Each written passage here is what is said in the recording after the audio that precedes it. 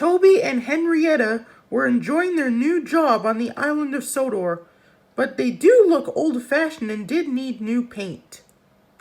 James was very rude whenever he saw them.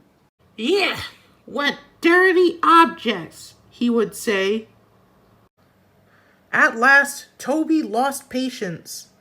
"James," he asked, "why are you red?"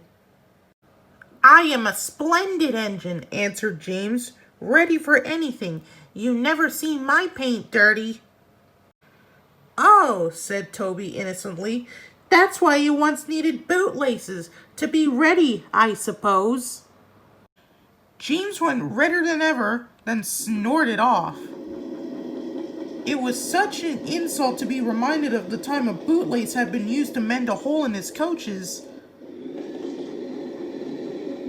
At the end of the line, James left his coaches and got ready for his next train. It was a slow freight train, stopping at every station to pick up and set down freight cars. James hated slow freight trains. Dirty cars and dirty sidings. Ugh. Starting with only a few, he picked up more and more freight cars at each station till he had a long train.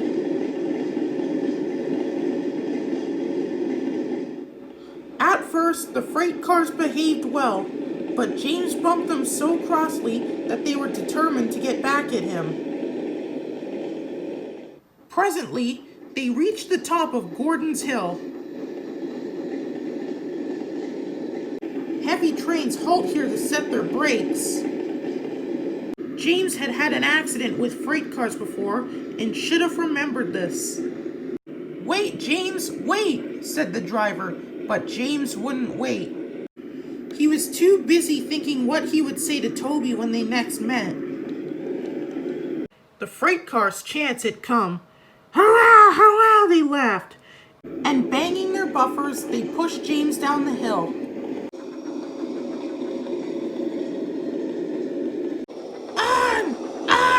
Yelled the freight cars.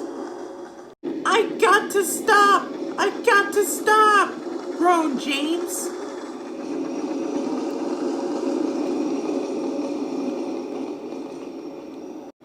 Through the station they thundered. Disaster lay ahead!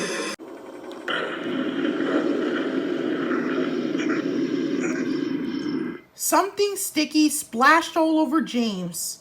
He had run into some tar wagons and was black from smoke box to cab. He was more dirty than hurt. Toby and Percy were sent to help and came as quickly as they could.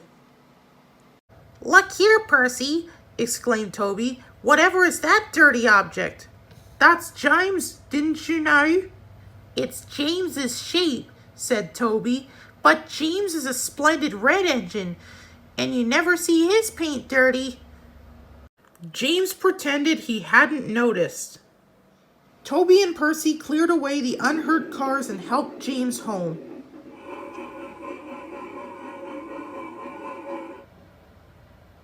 Sir Topham Hatt met them. "Well done, Percy and Toby." And then he turned to James. "Fancy letting your freight cars run away. I am surprised. You're not fit to be seen. You must be fixed at once." "Please, sir, can me and Henrietta get a new coat of paint?" "Certainly, Toby." "Thank you, sir," said Toby. All James could do was watch Toby as he ran off happily with the news.